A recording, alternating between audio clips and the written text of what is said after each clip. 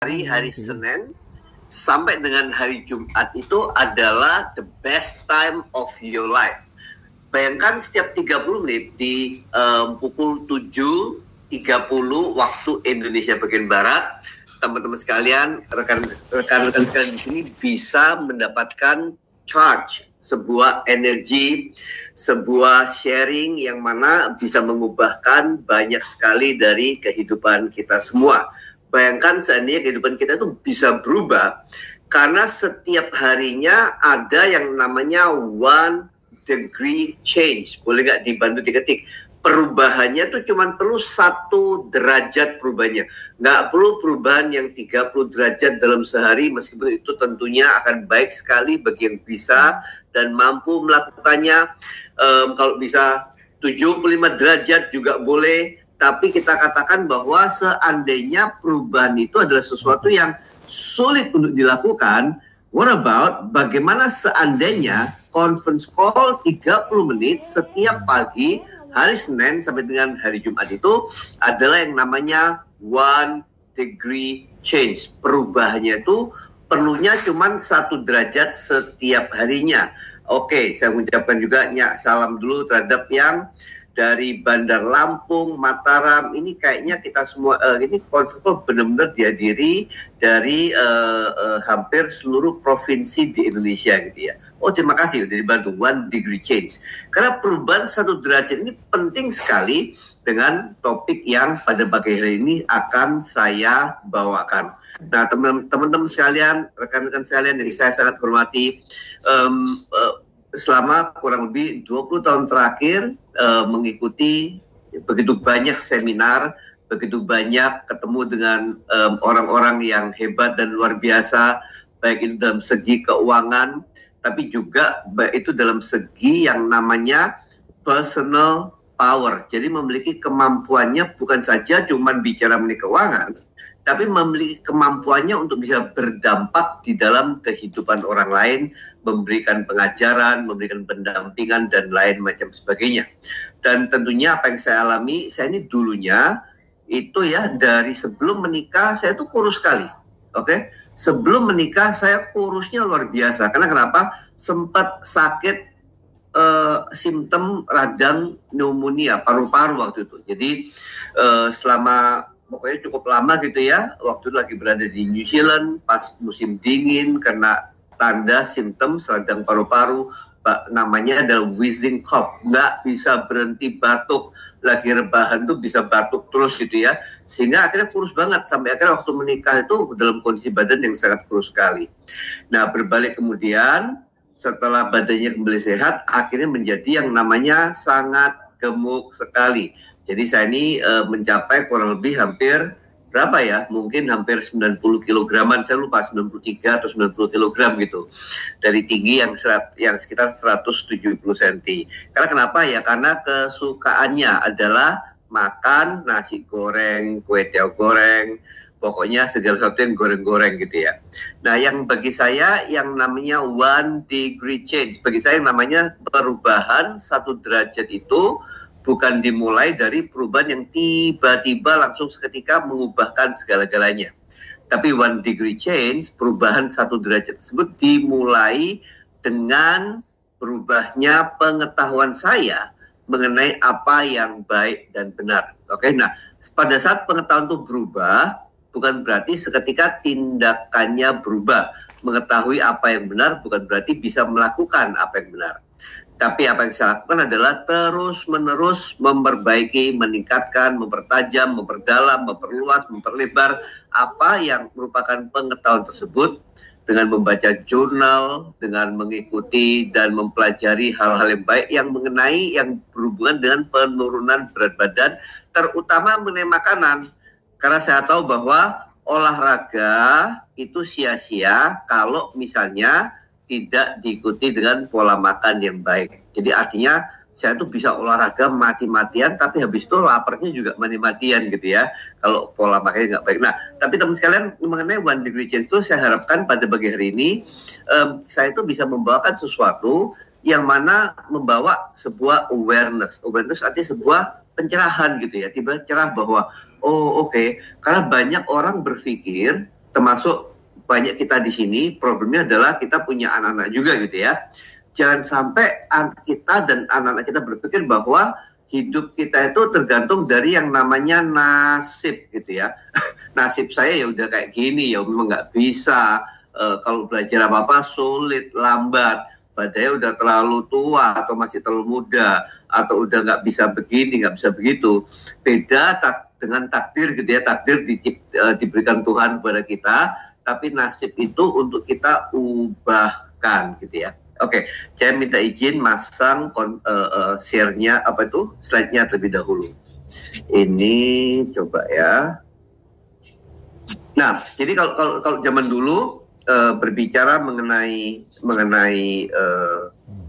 ini topik saya pada hari ini namanya adalah predicting your future. Saya minta waktunya sekitar 1 menit. Ini kayaknya ada kendala sedikit karena, bentar ya, 1 menit.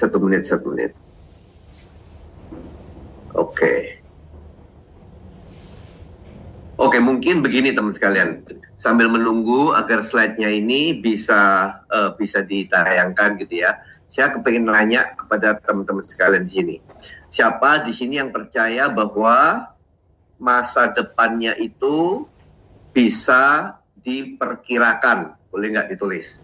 Kalau misal percaya, ketik angka 1. Memperkirakan terlebih dulu aja. Siapa di sini yang bisa memperkirakan? Yang ketik angka 1 ya. Yang bisa ketik angka 1. Siapa di sini yang merasa bahwa masa depannya itu bisa memperkirakan ya, bisa memperkirakan masa depannya? Silakan ketik angka 1, saya pengen lihat. Yang merasa nggak bisa memperkirakan masa depannya, Pak, nggak bisa tuh memperkirakan masa depan, piye caranya, nggak mungkin predicting the future. Kalau yang merasa seperti itu, ketik angka 2. Nggak ada yang benar, nggak ada yang salah gitu ya. Nggak ada yang benar, nggak ada yang salah, jangan khawatir. Nggak akan diolok-olok, nggak akan dipermasalahkan, nggak mempengaruhi closingan juga pada hari ini gitu ya. Satu-satu masa depan yang penuh harapan bersama dengan Tuhan. Benar sekali. Saya terima kasih Dr. Marta. 2, oke, ada 2. Ini susah gitu ya. Mbak Ratna sampai harus kayak tersenyum dengan keringat sedikit keluar di sini. Susah, Pak. Yang namanya nasib memang harus diubahkan oleh kaumnya sendiri, tapi yang namanya takdir ya udah dari Tuhan gitu ya. Tentunya Tuhan memberikan takdir yang penuh dengan kebaikan dalam kita semua. Nah, ini judul saya nih. Yang namanya, ada yang mengatakan bahwa memperkirakan, meramalkan masa depan itu nggak mungkin begitu ya. Karena begitu banyak kejadian yang tidak bisa kita perkirakan. Nah kalau kita bicara mengenai kejadian nggak bisa diperkirakan itu ya memang benar. Tapi saya berbicara secara khusus mengenai your future, masa depan kita sendiri. Saya nggak ngomong mengenai masa depannya AI, Artificial Intelligence. Saya nggak ngomong predicting yang meramal harga emas tahun depan jadi berapa. Saya nggak bicara mengenai meramalkan itu ya teman-teman sekalian.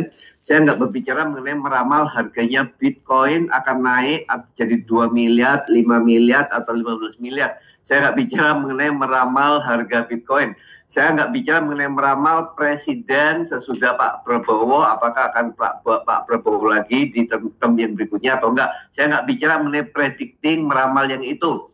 Tapi saya bicara mengenai namanya meramal atau memperkirakan masa depan kalian.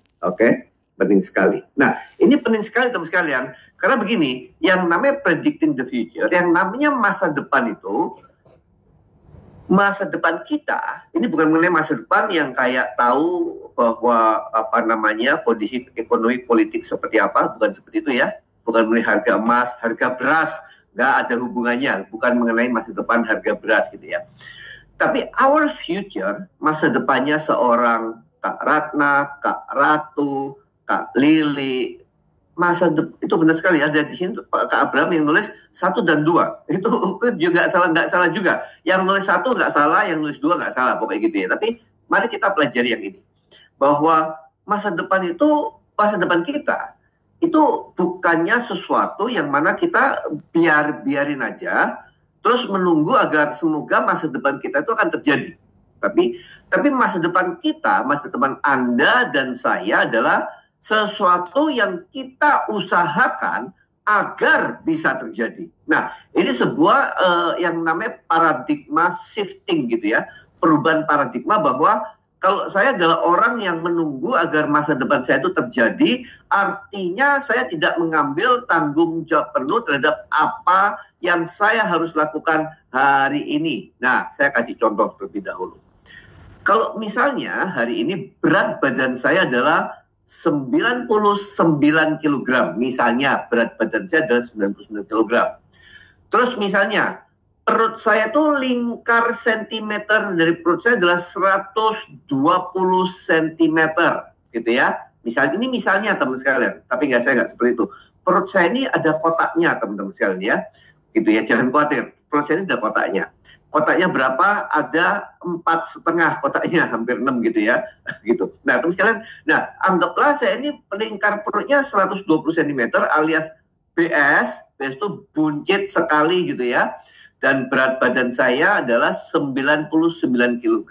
Oke. Nah, terus saya mengatakan bahwa masa depan saya tuh kepinginnya adalah agar perut saya itu kembali mengecil menjadi yang cuman sekitar 90 cm dan berat badan saya kembali turun ke 70 kg. Nah, begini teman sekalian. Cara saya meramal, predicting my future, forecasting, memperkirakan masa depan saya 3 bulan dari sekarang adalah sebagai berikut. Oke, adalah sebagai berikut. Kalau saya cuma menunggu saja, nggak ngapa-ngapain, maka saya tahu bahwa 3 bulan dari sekarang saya bukan saja tetap gemuk, tapi saya akan bertambah gemuk. 3 bulan dari sekarang saya bukan saja, ini saya bisa meramal di masa depan saya bahwa kalau 3 bulan dari sekarang dengan kondisi lingkar perut saya 120 cm, berat badan 99 kg, kalau saya nggak rubah, kalau saya nggak mengusahakan agar penurunan itu terjadi, maka saya tahu persis masa depan saya itu seperti apa. Dan jadi dengan kata lain, our future, the future, masa depan kita, masa depannya, masa depan yang namanya di sini ada Kak Justina, masa depan yang namanya Bidan Luh Ramiati, masa depan Kak Opa Josal, masa depan Kak Made Tirtayasa, itu kalau dibiarin, nggak ngapa-ngapain, maka kita bisa meramalkan kurang lebih apa yang akan terjadi. Oke? Jadi kalau yang di sini nih, yang di sini ya, mana nih tulisnya? Nah di sini nih, tulisnya adalah the future, masa depan itu bukan sesuatu yang happens to you, tapi sesuatu yang you create. Oke, yang kita ciptakan masa depan kita ya. Oke, bukan mengenai masa depan harga emas, bukan mengenai masa depan harga beras, tapi mengenai our future. Itu karena kita berusaha untuk mengusahakannya agar terjadi.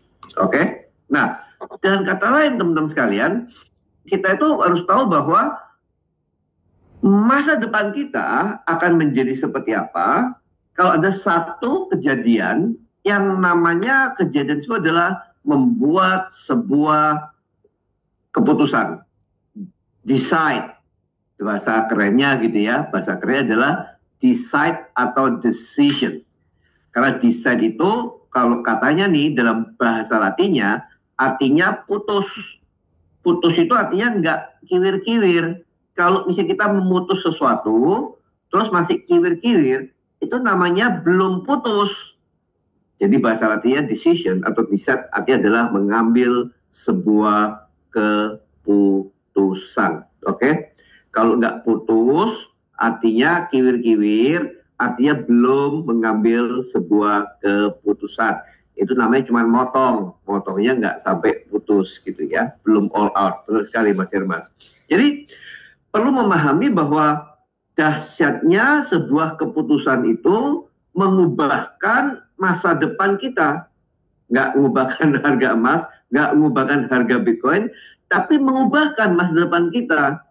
Kalau saya ngambil contoh tadi nih, saya berat badannya 99 kg, lingkar perutnya 120 cm, dan saya mengatakan bahwa saya nunggu saja karena bergabung dengan komunitas IO Pro ini, orang-orangnya, mentor-mentornya, komunitas dokternya luar biasa. Maka kalau saya cuma gabung saja, terus saya menunggu agar masa depan saya 3 bulan dari sekarang, yaitu mungkin ya bulan Desember atau bulan Januari 2026 adalah saya akan seketika menjadi kurus.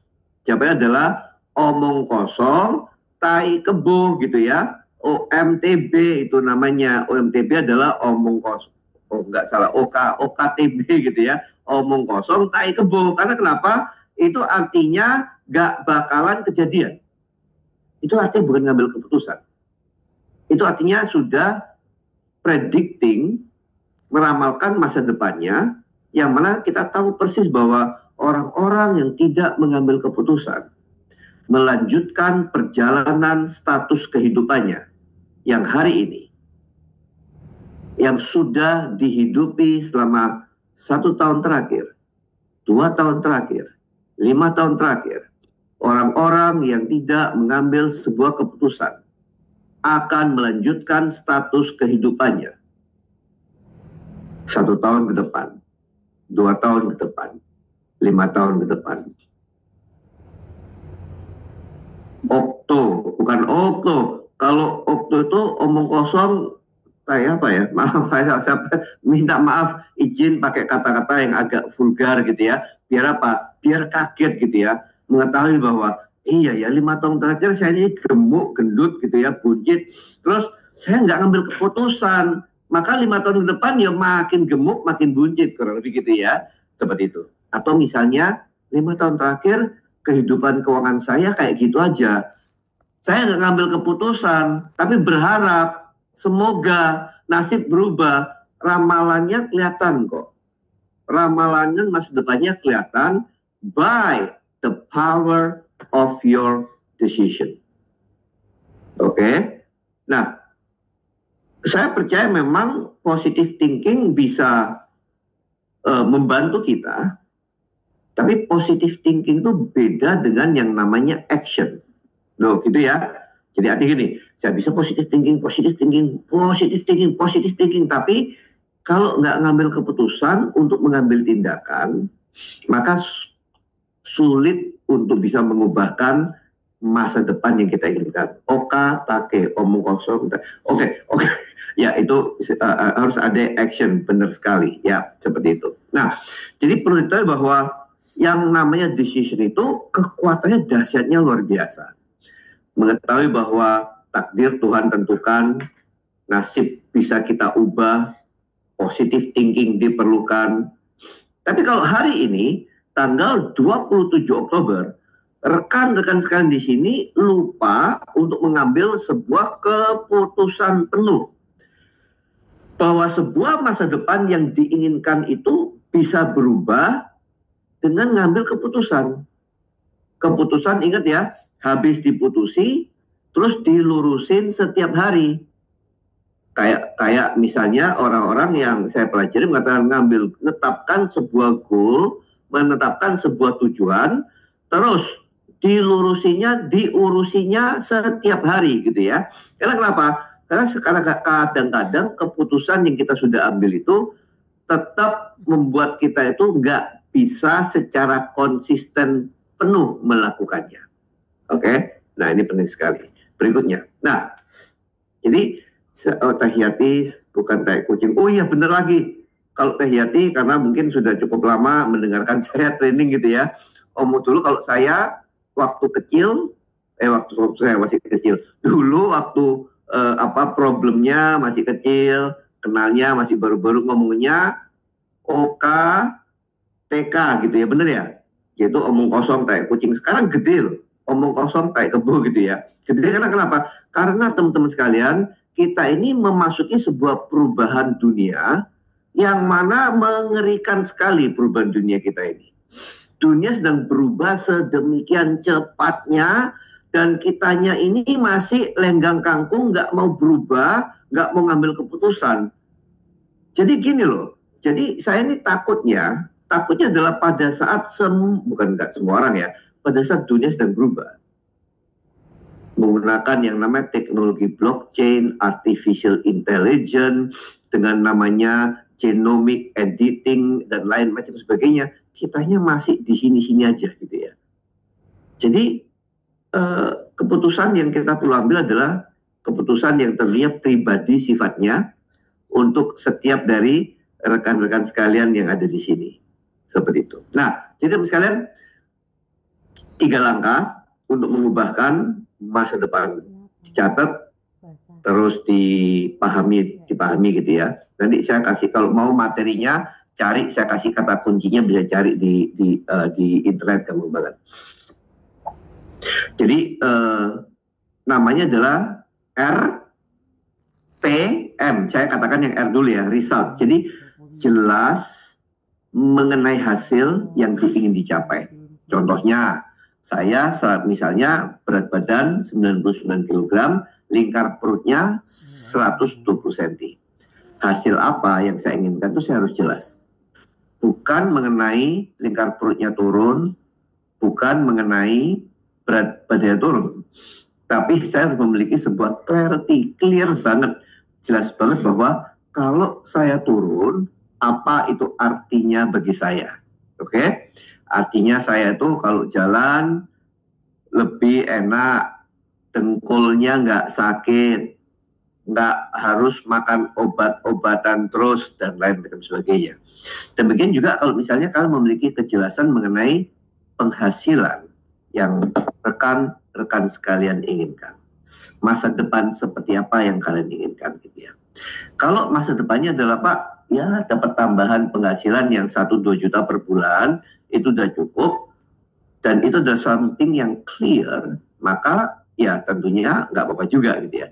Tapi kalau misalnya masa depannya diinginkan bahwa menginginkan yang namanya 30 juta rupiah per bulan, sampai misalnya 150 juta rupiah per bulan. Kalau jelas yang diinginkan, maka tindakannya nanti, planningnya, strateginya pasti akan berubah. Nah, itu yang berikutnya kita katakan di sini ya. Jadi yang pertama adalah miliki kejelasan terlebih dahulu. Resultnya harus tahu banget. Misalnya kayak Mbak Ratna di sini ya. Mbak Ratna, Pak, saya mau closing minimum 10 program IO Pro. Yang mana ada 2 orang dari 10 customer saya minimum akan menjadi affiliate saya.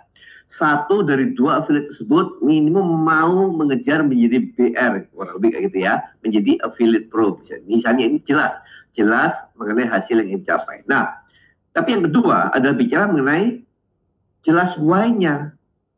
Mengapa saya harus turun dari 99 kg menjadi 70 kg? Iya, karena kalau orang turun dari yang gendut banget, buncit banget, gemuk banget, secara vitalitas pasti akan menjadi lebih baik. Secara penampilan pasti akan jadi lebih baik. Kalau tidur pasti jadi lebih baik. Organ-organ tubuh kita pasti juga kerjanya nggak sekeras kalau misalnya berat badannya berlebihan, gitu ya. Terus juga purpose-nya kalau turunnya begitu banyak, maka saya kalau ngomong sama orang memiliki tingkat confidence, keyakinan yang lebih baik. Terus integritas saya dipertahankan. Karena kenapa? Saya ngajakin orang untuk sehat, saya ngajakin orang untuk berpenghasilan dalam sebuah bisnis yang namanya untuk membantu kesehatan orang-orang. Tapi kalau sayanya sendiri nggak sehat, sayanya sendiri gendut buncit, saya nggak punya integritas gitu ya. Jelas, purpose-nya why itu jelas, emosinya jelas. Bagi saya integriti sangat penting sekali. Bagi banyak orang yang namanya uang penting banget. Karena kenapa? Emosi dari uang tersebut membantu untuk mengatasi banyak permasalahan yang ada. Gitu ya teman sekalian ya. Oke, berikutnya. Yang ketiga adalah yang namanya massive action. Massive action bicara mengenai ngambil tindakan besar-besaran, bukan aur-auran, besar-besaran tindakannya, masif gitu. Karena kalau udah tahu bahwa gini loh, kekuatan sebuah keputusan itu adalah pertama jelas, Mbak Ratna udah kasih tahu bahwa jelas hasil yang diinginkan, kedua jelas why-nya, purpose-nya itu buat apa. Karena dalam perjalanannya pada saat mengambil action, massive action, itu seringkali kita menemui hambatan, rintangan, tantangan, kesulitan untuk disiplin dan konsisten. Yang namanya purpose atau jelas why-nya itu membuat kita bisa jalannya masif dan juga lama, konsisten. Ini penting banget. Dan ini membantu karena ini tiga hal ini teman-teman sekalian, rekan-rekan sekalian dipelajari, dilakukan, jangan cepat-cepat diajarkan terlebih dahulu. Pelajari, lakukan, rasakan hasilnya, baru ajarkan kepada teman-teman, anak-anak, rekan-rekan tim kalian. Terutama karena kita tahu bahwa kita sedang mengejar sampai dengan akhir tahun Desember 2025. Jelas hasil, jelas why-nya, dan juga mengambil massive action yang akan membawa terhadap perubahan itu akan terjadi. Jadi rekan sekalian, itu dulu apa yang saya bisa bagikan pada hari ini. Semoga bisa membantu. Saya tahu banyak yang merasa bahwa ini kayaknya ngentengkan permasalahan, sama sekali enggak. Saya katakan bahwa masa depan itu bisa kita ramalkan kok. Masa depan Anda bisa ramalkan. Dari mana? Kalau nggak ngambil